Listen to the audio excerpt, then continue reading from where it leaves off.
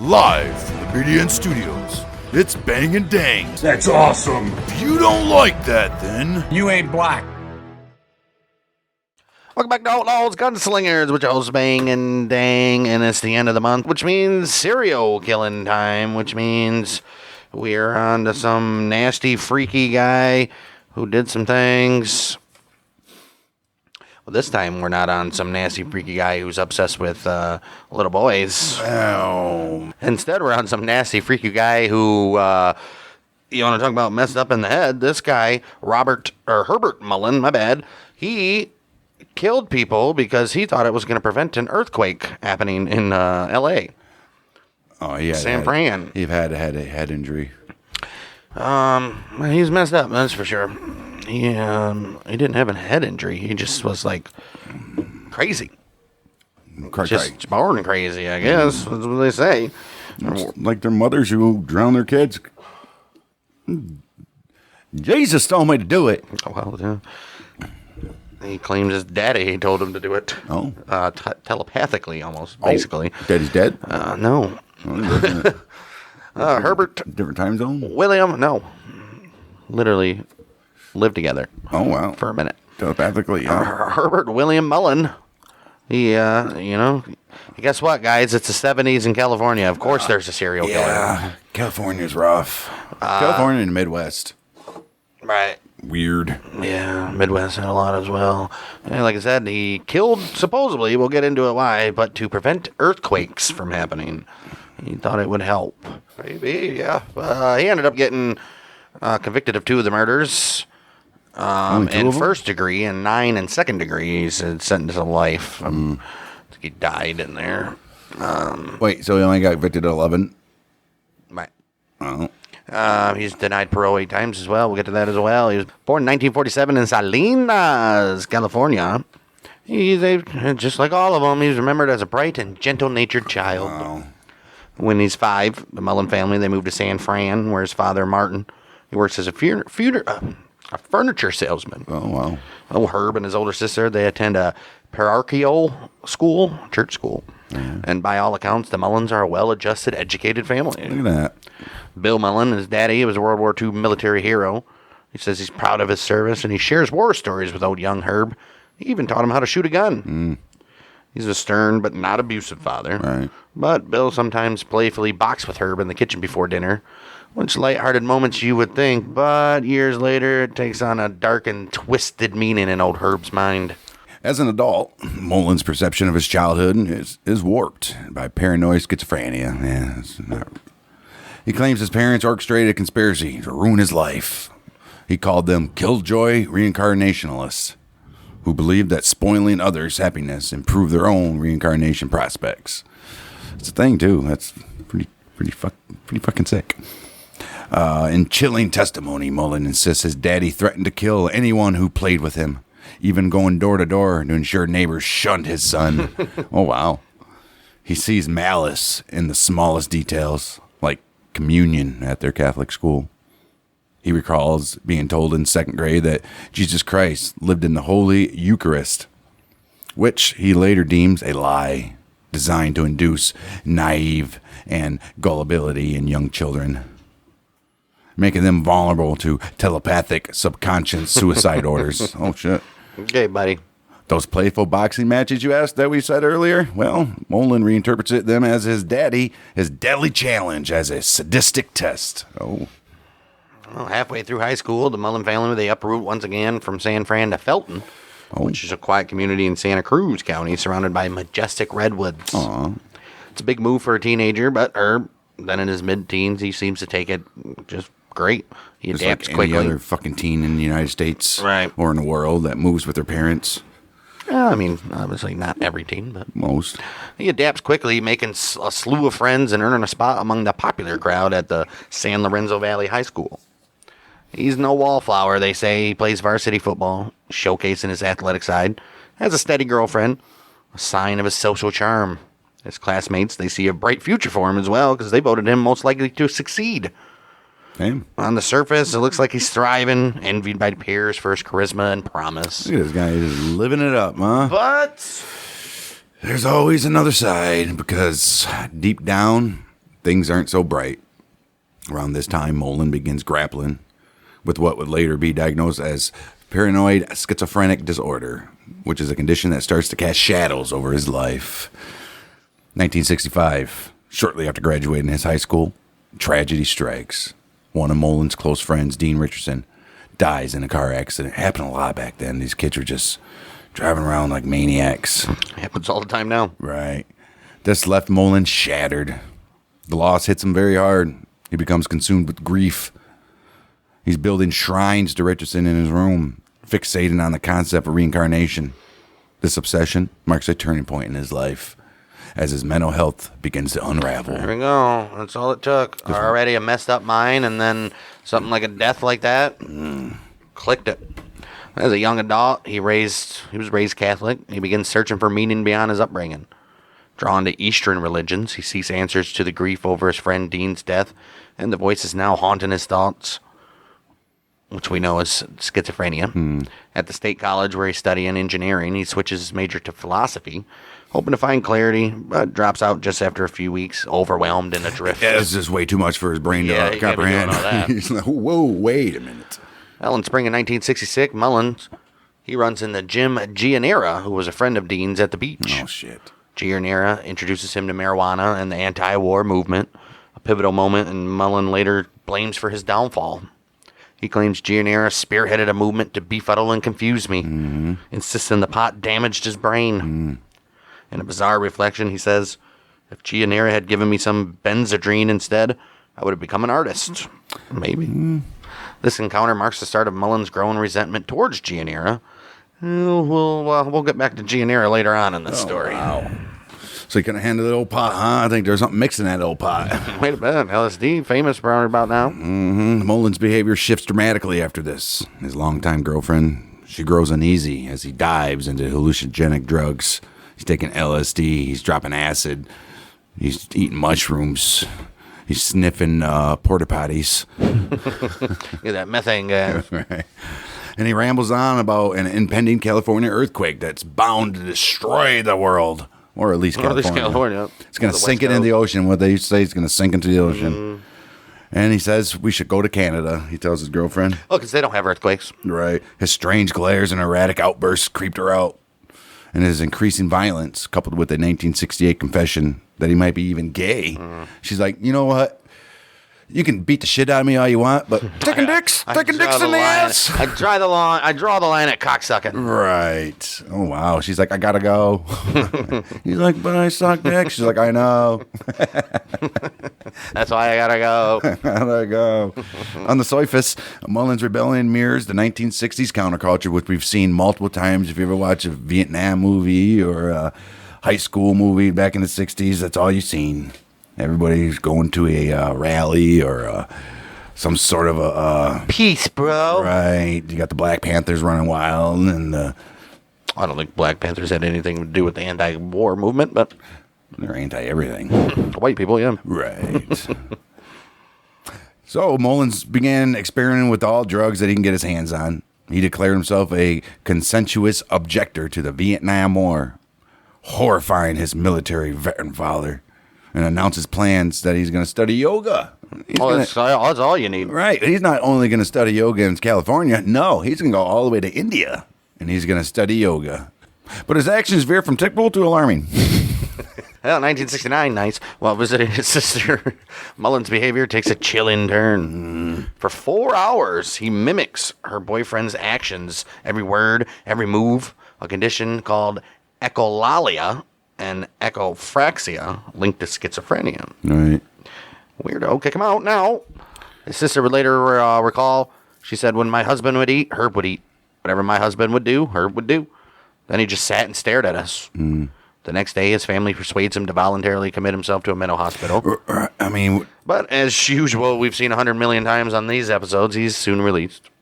Disturbingly, Mullin, he later asks his sister for sex. Oh. And when she refuses, he asks her if her husband would sleep with him.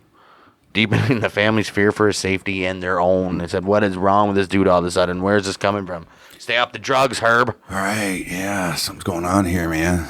Well, the Mullins, they remembered Herb's normal childhood. They assume that drugs are to blame for what's happening now. It's the late 1960s in Santa Cruz, laid-back beach town where counterculture thrives. Yeah, dude. Marijuana farms, acid labs, they dot the Loma Prieta mountains all over. They're everywhere. It's like going to West Virginia and moonshine distilleries all over the damn place. Hippies, they live off the land. Drugs, plentiful. The local newspapers even report fifth graders selling pills at school. Well, I mean, that hasn't changed. They had fifth graders, but right. He had a legalized acid tattooed on his belly. Mullin's drug use, mostly acid and pot, seems plausible as the cause of his irrational attitude, his actions, right? But while he doesn't indulge more than his peers, the mix of recreational drugs and undiagnosed schizophrenia, it creates a volatile cocktail, pushing him towards psychosis. yes, the voices in his head. By 1969, again, age 22, he struggles and, like we said, leads him to Mendocino State Hospital, his first of several institutional stays. Over the next few years, he cycles through various hospitals, 5 in total, which he's often discharged after short periods when he's deemed to be no threat to himself or others. Yeah, I don't know about that. Well, after his release from the first one, though, in 1969, Herb takes a dishwashing job in South Lake Tahoe, but he quickly quits. Back in Santa Cruz, a park ranger finds him in a trance-like state, sitting cross-legged as if meditating. Okay. When they ask him to leave, Mullin stares blankly ahead, slowly reaching for a hunting knife. The ranger intervenes, jailing him briefly before he's released. This unsettling incident hints at the danger brewing within him. I mean, that's enough right there. Lock him up! Oh, jeez, it never fails. Yeah. Well, it always fails, it just never fails. Never fails to fail. Right. So after Mullins gets released, he drifts down to San Luis Obispo.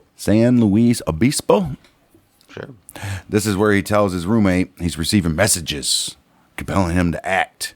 After meditating, he ritualistically burns the ends of his penis with a lit cigar. Brett. Oh, no. This is a shocking act of self-harm. Yeah. And he also makes an aggressive pass at his male friend. The friend's uncle, psychiatric doctor, ensures Mullin's swift commitment to a hospital. He's diagnosed as a danger to others, danger to himself, and gravely disabled due to his mental disorder. That's enough right there. Okay. Well, in 1970, Mullins, he meets an older woman, flies with her to Hawaii, but within days, he's back in psychiatric ward. There, he preaches yoga and nonviolence, even leaving the facility in his hospital gown to job hunt. That'll get you a job. His parents are very alarmed by psychotic rants during a drive home. They pull over to call the popo. He's released yet again. Mullin, he returns to Santa Cruz, where his sanity continues to crumble. His behavior becomes a whirlwind of fads, as it's grasping for identity or even peace.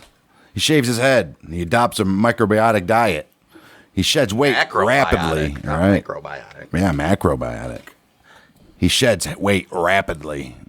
Then he dons a big black sombrero.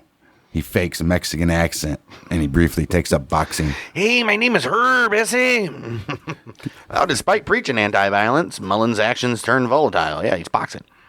He smashes a hatchet into a fireplace when an Asian woman rejects his suggestion of having a biracial child. Oh, my. His beliefs swing wildly from counterculture to ultra-conservative. In court for bizarre street behavior, he demands the legalization of LSD and weed, yet later despises hippies. Oh, wow. Once a Well, there's more to hippies than just LSD and marijuana. Once a conscientious objector to the Vietnam War, he tries to join the Marines. Yeah, so he was like their their advice guy, right? Mm-hmm. I don't get it. Concierge? I don't know. I was in a different spot. Right. I was in a different place. I see that. Well, Mullin's identity seems fluid, not just bisexual, as he claims in court, or biracial, as he pretends to be, but bi everything. A little bit of both. Right. He's bi-political, bi-spiritual, and bi-cultural. He likes them all. Mullins, he knows something wrong, though. He is obsessing over his life. He's desperate to pinpoint what broke him and when did this happen. He blames his father's sexual repression, later accusing him of being a mass murderer, sending telepathic kill orders. He blames drugs for messing up his brain, targeting dealers like old friend Jim Gianera. He blames hippies for brainwashing him into pacifism. He tries drug treatment centers, outpatient clinics. He even went to Bible study, but nothing sticks. At one meeting, he unnerves everyone by declaring, Satan, he gets into people and makes them do things they don't want to do, which is true. It's true. His family and community watch helplessly as he slips further and further and further into the abyss. You don't have to watch helplessly. Just kill him. Well, May of 71, now 23 years old. Oh, Herbie leaves Santa Cruz for San Fran, escaping his family's watchful eyes. Not like it mattered. Right. Psychiatrist Donald Lund. Well, if he's so angry at all this, the system, the people around him, San Francisco is not a place to be in 1971 for that type of guy. Right. Or ever. Right. Psychiatrist Donald Lund. He later examines Mullin and writes the Die Song. He calls this a pivotal moment in Herb's descent. Living in rundown apartments among alcoholics and drug addicts, Herb, he sinks into his bizarre belief systems. He walks into a YMCA clutching a Bible and throws himself into boxing, becoming a fierce competitor. In his first Golden Gloves tournament, he's relentless, attacking his opponent so ferociously that trainers have to pull him off. He punches a speed bag until his knuckles bleed, and when left alone, stands motionless, chattering loudly to himself, which we all know is a chilling sign of his old schizophrenia. Damn. Probably don't want to be getting hit in the fucking head after this, guys. Come on. Right. Well, after he lost his first boxing match, Mullin, he abandons the ring, briefly aiming to become a priest. He dabbles in art, but he grows increasingly erratic. He starts punching his apartment floors, and he's screaming at God. His outbursts lead to his eviction. And an artist friend, he later says, he left the human race that day. Something an artist would say, I guess, huh? This marked Mullin's growing detachment from reality. By September 1972, Mullin, he moves back in with his parents in Felton, California, determined to pull himself together. But he stops taking his medication. And living underneath his daddy's roof, he fuels his festering anger. Mullin's paranoia fixates on his dad, whom he later accuses of telepathic murder commands. To make matters worse, there's a crazy lunatic scientist. He predicts a catastrophic California earthquake in the coming months. Oh. This guy is dismissed as a crackpot by most. This prophecy strikes a chord, though, with Mullin, who sees the scientists as a prophet. He's fixated so much because the fact that his birthday is April 18th, it coincides with the 1906 San Francisco earthquake, a coincidence he deems deeply significant. Okay, so you had how many birthdays in your life on April 18th? 40, almost. Right. Well, Mullin's paranoia has twisted into delusion by now. He believes the Vietnam War's American deaths served as blood sacrifice to nature, staving off catastrophic earthquakes. With the war, It definitely was a blood sacrifice, but not the nature. and not to stave off earthquakes. With the war winding down, he's convinced he must keep the killing going to prevent a massive quake. Oh, shit. Friday, October 13th, 1972, 25-year-old Herbert. He's in Felton, California. It's a wet morning. He goes and grabs a baseball bat from his parents' garage and sets out in his old 1958 Chevy station wagon. Oh, okay. Earlier that week, Mullin claims his father, sent telepathic messages urging him to kill, warning that failing to do so would shame the family with cowardice. Oh, wow. He says it was kill or get out. And he's driven by his paranoid, schizophrenic delusions. Oh, no. He drives along a winding road, tracing the river through the towering redwoods. Mullin, he then spots somebody walking.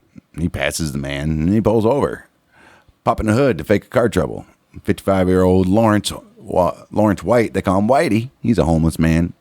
He stops to help, probably just see if he can get some money or something. Mullin, he seizes his moment. He smashes White's head with a baseball bat, pushes the lifeless body down the roadside embankment, and he drives away. Then, Mullin later recalls, the ball was rolling. So were the bodies. White, he was a drifter who slept under bridges and in woods between stints in jail for drunkenness because he was hungry and get some food. 3 hots and a cot. Right. He thought Mullin was like, this is an easy target. His death barely registers. A brief mention in the papers. No family at his funeral. No urgent hunt for his killer. Mullin describes White as a blank, claiming he resembled Jonah from the Bible. and sent telepathic messages begging, "Hey, man, pick me up. Throw me over the boat. Kill me so that others will be saved." This delusion tied Mullin's belief that sacrifices could prevent earthquakes. Marks the beginning of his deadly rampage. Jeez. Poor guy. Well, renowned FBI investigator John Douglas once said, "If you want to understand the artist, look at his work." For Herbert, this idea took a chilling turn. After reading The Agony and the Ecstasy, which is Irving Stone's biography of Michelangelo, Mullin becomes fixated on the Renaissance sculptor's secret dissections to perfect his art. Yeah. Michelangelo's weird. They're all weird, dude. Anybody that does that type of art. Mullin, seeing himself as a serious artist, decides he must dissect a body to gain similar insight. His mother, his mom, she gave him the book, hoping art would be an emotional outlet. Look what you did, you little jerk. Instead, Mullin later claimed she was hinting at dissection, even blaming her for inspiring his most grisly murder. He said, "I think she was trying to tell me what to do, so I could have this insight too." Okay. All right, buddy. Wow. 24th of October, 1972. 24-year-old. He's an indiscriminate killer too, by the way. He doesn't have a type. Right. 24-year-old Mary Margaret Guilfoyle is running late. She has a job interview near Cabrillo Community College in Santa Cruz. Like many young women in the era, she hitches a ride despite warnings about a missing or murdered hitchhikers. Some victims of another killer, which was Edmund Kemper. Look at that crazy guy. Yeah. When Mullin pulls up in his 1958 Chevy Nomad, he doesn't fit the predator stereotype. He's slight, he's doe-eyed, and he's soft-spoken. He's a 25-year-old, and he seems harmless, she thought. She said, "You know what? I'm going to get in with you, young man." I believe you mean me no harm. Right. I don't know why everything is southern when we're in California. Bless his heart. Right. Once she gets in the vehicle and she's relaxed, Mullin veers onto a secluded side street, pulls out a hunting knife, and stabs her in the chest, also in the back, killing her instantly. Ooh. He drags her body to a deserted hillside spot. He begins a grotesque act, determined to see inside, as Michelangelo did. Mullin disembowels her, unraveling her organs to examine them. He's driven by a delusion that he can peer into people's minds and bodies. He seeks evidence of pollution or some deeper truth. Whatever he finds, it's enough to deter him from repeating this savage dissection ever He's like, again. "I don't want to do that ever again." Right. Ooh, didn't find anything, but that shit stunk. The act crosses into fetishistic horror, even for a man hearing voices commanding him to kill. Guilfoyle's body remains undiscovered until February 1973. Well, it's November 2nd, 1972, which is All Souls Day, which is a sacred Catholic holiday. Herbert, he's reeling from alcohol and is worsening schizo. He stumbles into St. Mary's Catholic Church in Los Gatos, just over the hills from Santa Cruz. He claims he's there to find strength to never attempt to kill again, but he's carrying a hunting knife he claims is for protection. His intentions unravel when he hears Father Henry Tomei in a confessional booth. Mullin later says, "Well, if you're in here, I guess I should kill you." Oh, wow. Jeez. Wow. Mullin, he thought the church was empty. It's All Souls Day. Right. Tries to force the confessional door open. When Tomei, alerted by noise, opens it to investigate, Mullin attacks, stabbing the 65-year-old priest in the heart with his hunting knife. Trapped in the narrow booth, Tomei struggles but succumbs. A parishioner walks in, catches a glimpse of a young man in black, locked in a violent struggle with the priest, and flees screaming her head off. To her, it's a blur of blood and chaos. She's like, "I don't know what it was. I was getting the hell out of there." Good for her, right? The murder of Father Tomei, a World War II French resistance hero, outrages Los Gatos. Some speculate a satanic cult is behind it. Civic leaders and Especially during this time, dude. Everything was satanic. Yeah. Civic leaders and the Popo, they attend his funeral, obviously, hoping to spot the man in black. He's not going to be in black Why would anymore. he go there? But Mullin, he stays away. But he does, however, leave fingerprints at the scene, a clue that will later prove critical. But it would. Well, Tomei's death, Mullin's third murder, reflects his conflicted relationship with organized religions, supposedly. Raised Catholic, like we said, and once an altar boy. Oh, shit. All right, we got some missing pieces of the puzzle here. Mullin's faith warps into a bizarre personal creed. In 1970, he disrupted a Catholic service in Santa Cruz, telling the congregation their worship was wrong and pitching his own philosophy before being thrown out. Oh. We should not touch little boys. They're like, what the hell are you talking about? You son of a bitch. At a San Luis Obispo psychiatric ward, he urged fellow patients to join him in changing the spiritual nature of the world. Okay. In San Francisco, he screamed at God, unnerving his roommate, yes.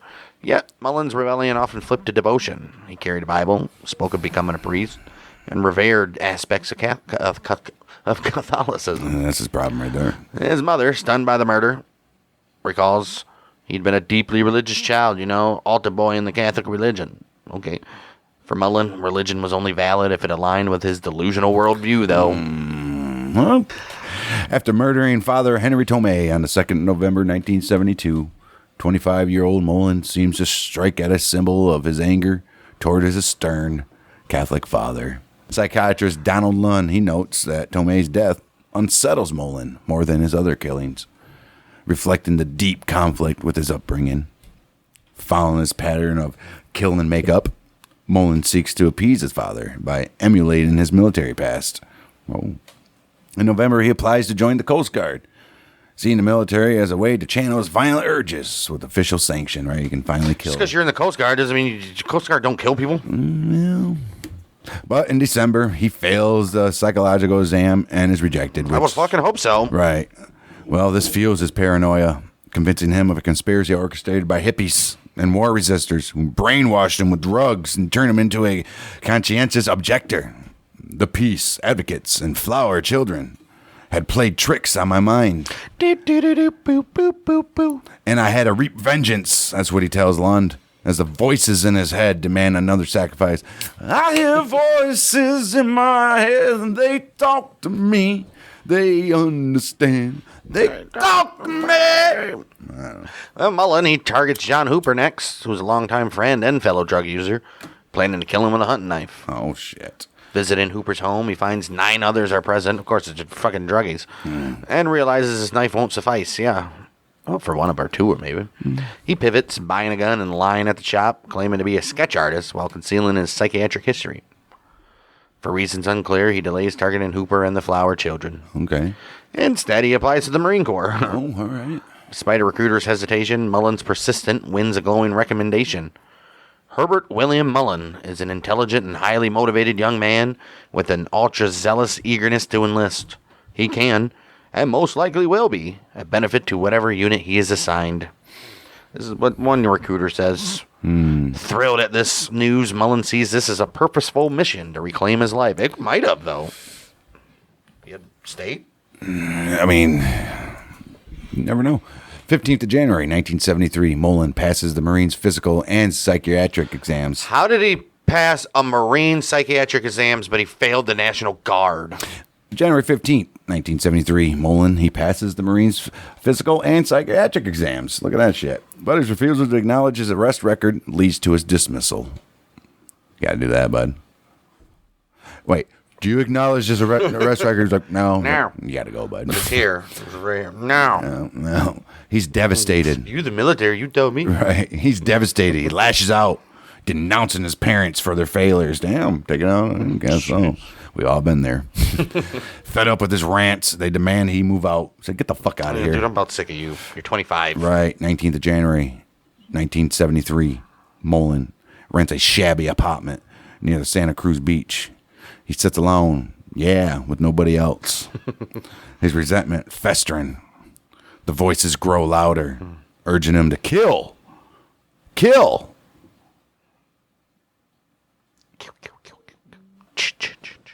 Urging him to kill the most important peace advocate, his high school friend, Jim Gianera, which he blames for introducing him to drugs that ruined his mind. Well, in that ruined, warped mind of his high school friend, Jim, is the root of his troubles. Mullin, like I said, 25 and seething in his beachside apartment. He says, the drugs malfunctioned my brain, introduced me to the peace movement that I believe alienated me from society. It even tricked me out of buying land. How that happened, whatever. Consumed by these delusions, Mullin decides Gianera duped him and he must get revenge. Oh, wow. You can't just blame it on everybody. There's one guy, man, you know. 25th of January, 1973, under a rainy sky, which is very rare in California, Mullin drives to a shanty. Mullin drives to a sketchy area near the Mystery Spot, which is a quirky Santa Cruz tourist attraction tucked in the mountains. Knocks on the door. A lot of adjectives. Right. Knocks on the door of a wooden shack. This is where Kathy Francis lives with her two sons, 9-year-old David and 4-year-old Damon. Damon. Her son, Bob, he's a marijuana dealer. Her husband. Right. Her husband, Bob, is a marijuana dealer. He's away in Berkeley selling marijuana to Berkeley kids. Selling marijuana to George Young. Right. When Mullin asks for Jim Gianera, Kathy explains that Jim and his wife, Joan, they moved to Western Avenue in town. They don't live here anymore. Mullin says, well, thank you, man. Much obliged. And he leaves, but he's not done. When he arrives at Gianera's home, Jim, who's unaware of the danger, lets him in. Right. Mullin, he's enraged and shouts, "You're clap-trapping me!" Oh. And shoots Jim as he tries to flee. Son of a bitch. Wounded, Jim drags himself upstairs where Joan is bathing. Mullin follows, shooting both in the head. Why would he go upstairs? I can't die alone. Right. I can't die alone. Yeah, I don't want to be myself. I'm going to crawl upstairs. So my wife gets to die with me. Well, in a frenzy, he stabs her body repeatedly with his hunting knife, an act of overkill. Yeah. Later that day, Joan's mother, babysitting their infant daughter, discovers the horrific scene. Oh, no. Jeez. Mullin's next move, coldly calculated. Fearing that Kathy Francis could identify him, damn it. He drives back to the Mystery Spot cabin, parking his station wagon down the road to avoid the mud. He bursts in. Right. Footprints don't leave mud. Right. He burst in, shooting Kathy in the chest and then in the head. Oh. As David and Damon play Chinese checkers on their bunk bed, Mullin kills them too. Then stabs all three bodies, even though they're already dead. His fear of jail drives his massacre. Eliminated potential witnesses. Damn. Well, to the local police, the killing screamed drug burn. Yeah, I mean, druggies. Both Jim, Gianera, and Bob are known marijuana dealers, and the savagery suggests a deal gone wrong. When Bob is cleared as a suspect, he provides a list of drug world rivals. Mullin's name, not on it. Nope. Last time Gianera saw Mullin was in summer of 71. Yeah, I wouldn't even think about it. Right, and Mullin took 10 hits of acid during a visit then. Oh, shit. Jeez. Months later, Mullin sent Gianera an odd letter asking about his vote in upcoming elections, which Gianera and Francis laughed off. They hadn't thought of Mullin since, unaware he'd marked Gianera as the source of his ruin. Why would they? Right. I mean, come on. You know, I wonder if I ruined anybody. You know, Maybe Herb. Herb, he was a little, heard some weird things about him afterwards. Oh, well. That's $100. Yeah. 1970, Santa Cruz is rocked by John Linley Frazier, which is a paranoid schizophrenic who slaughters the Oda family and their secretary in a chilling execution. A note left under the windshield of Oda's Rolls Royce with its mansion-like tone. Or Manson. With his Manson-like tone declares, today, World War III will begin, as brought to you by the people of the free universe. This is a warning that those harming the environment for materialism will die. The community reels with some fearing an ecological cult. Gun sales spike as homeowners are arming themselves. But Frazier, he acted alone. Yet, his shadow looms as new horrors emerge. There's so much shit going on right now. California's fucked, dude. Well, by April 72, a sinister pattern begins to take hold. Female hitchhikers begin vanishing. Some are found decapitated, their deaths gruesome and unexplained. February 5th, 1973, Alice Lou and Rosalind Thorpe, they disappear. Their fates are unknown to this day.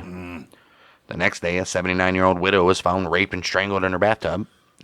Within weeks, 6 more victims surface and reports of hitchhiker rapes multiply. Is it one killer in just one region, or are multiple predators stalking Santa Cruz? Yeah. It's going to be multiple. You ain't kidding. Amid this chaos, the remains of Mullin's victims start to surface.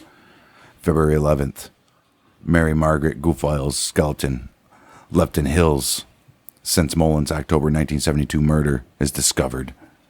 Earlier, Cynthia Shaw's dismembered body parts found scattered along the coast. Mary Ann Pesk's head turned up in Loma Prieta Mountains. These murders, later tried to another serial killer, Edmund Kemper, they overlap with Mullin's spree as well, sowing confusion among police and residents. Despite the mounting body count, some college student in Santa Cruz defiantly continued hitchhiking, viewing it as a lifestyle rooted in counterculture, even as the risks grow undeniable. February 10th, 1973, in Henry Cole State Park, Cowell, 4 teenagers, Brian Scott Card, 19, David Oliker, 18, Robert Spector, 18, and Mark Dribelbus,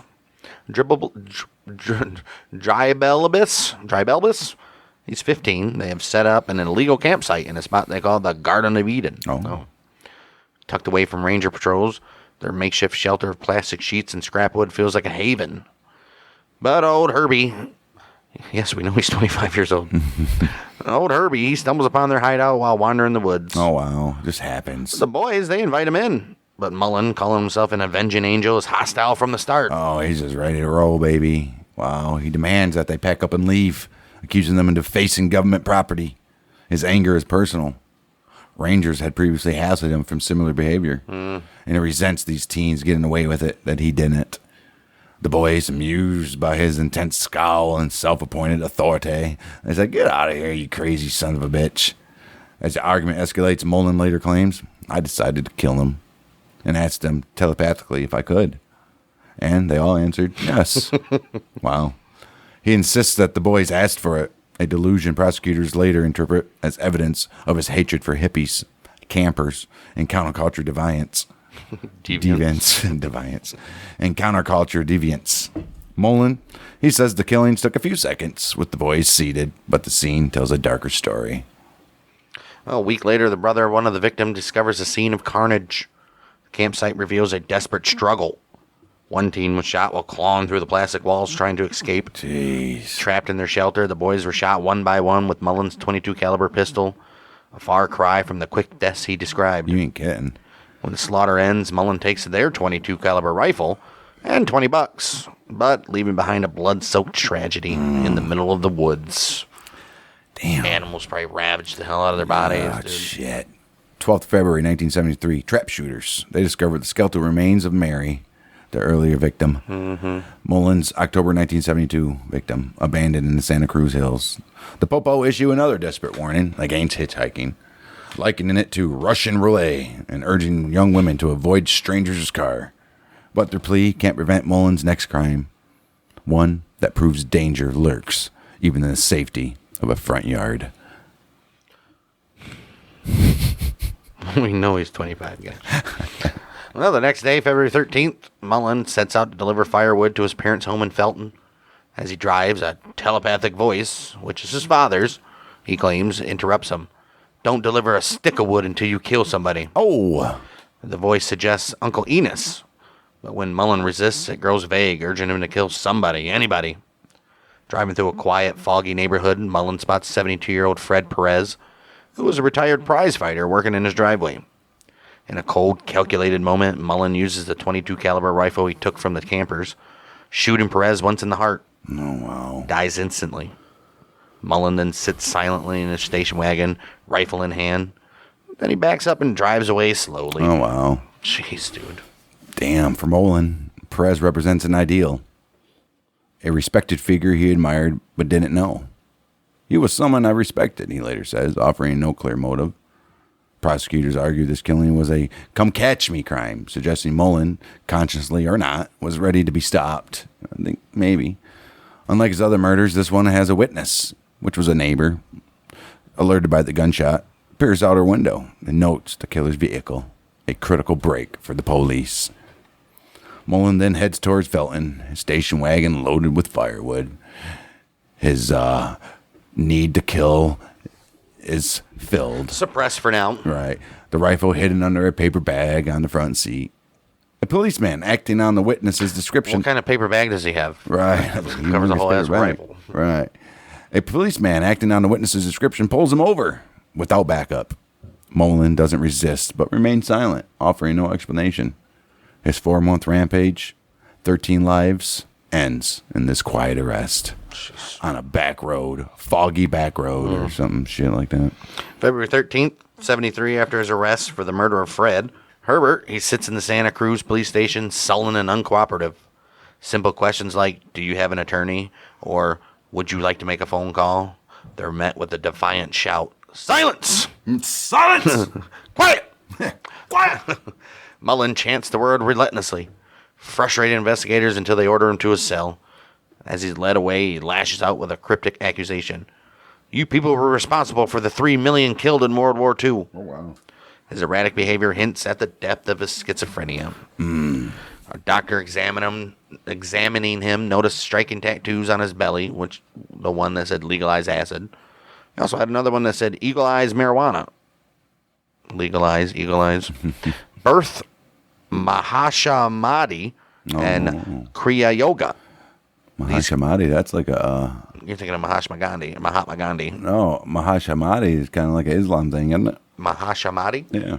Death at will. It's a yogi expression. Oh, okay.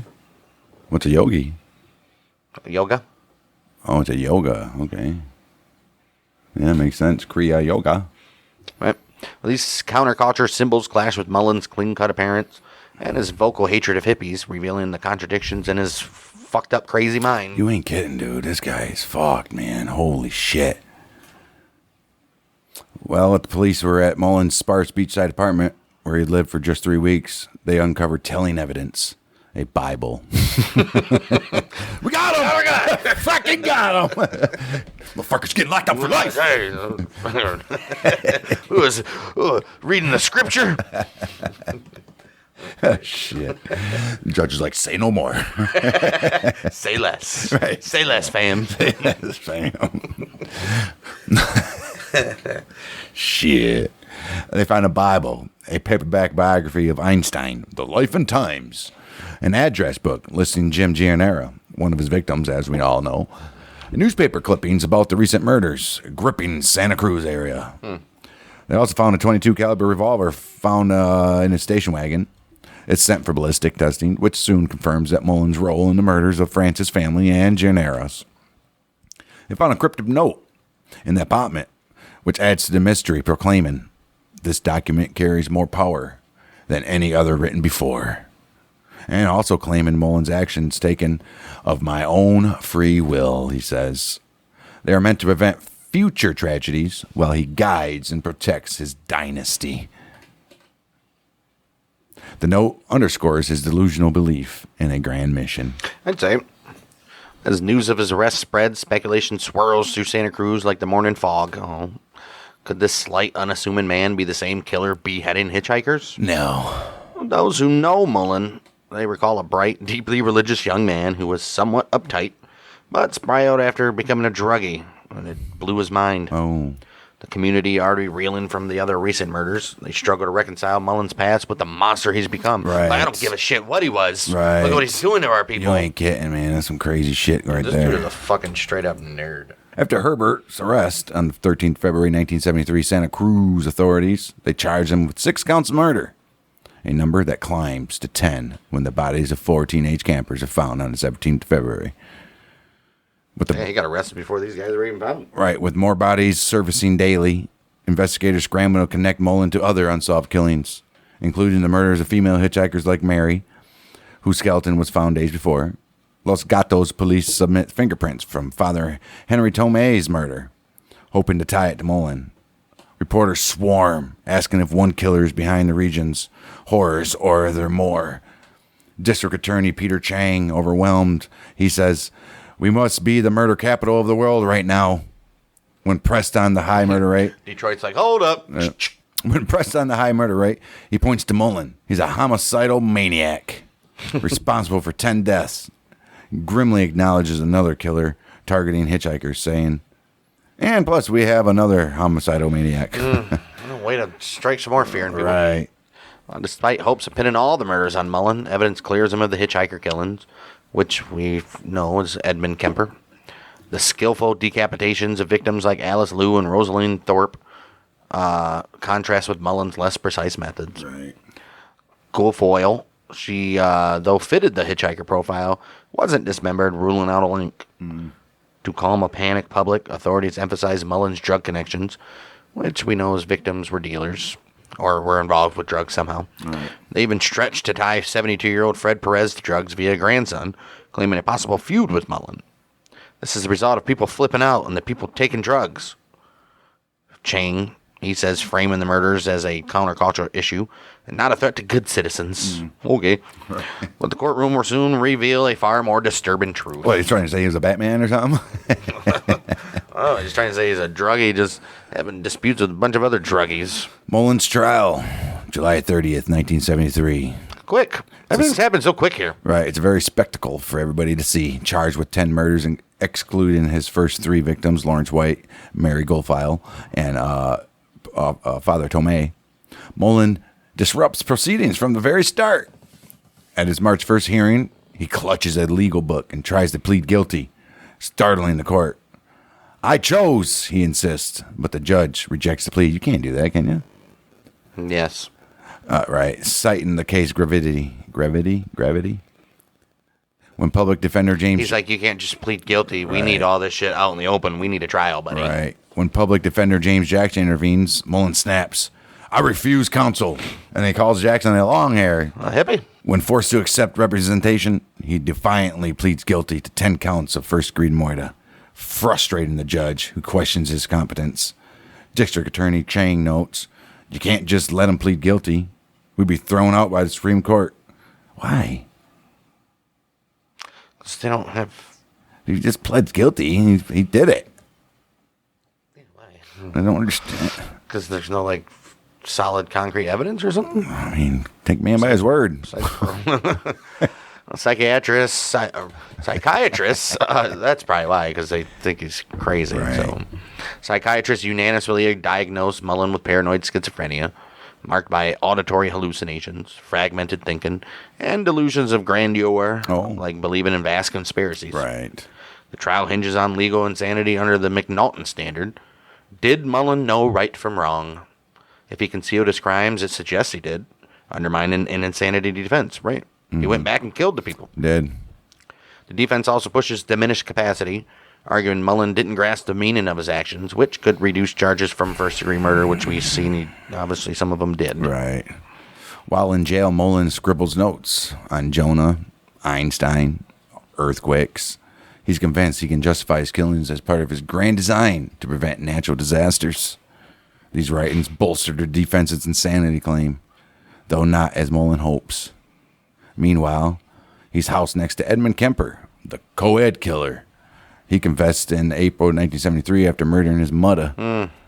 The two clash in adjoining cells with Kemper. He's 6'9". Dude, Kemper was huge. You ever seen pictures of this dude? Yeah, he's fucking humongous. He was a big brute guy. He's bullying the diminutive Mullin, throwing water to silence his singing, rewarding quiet with peanuts.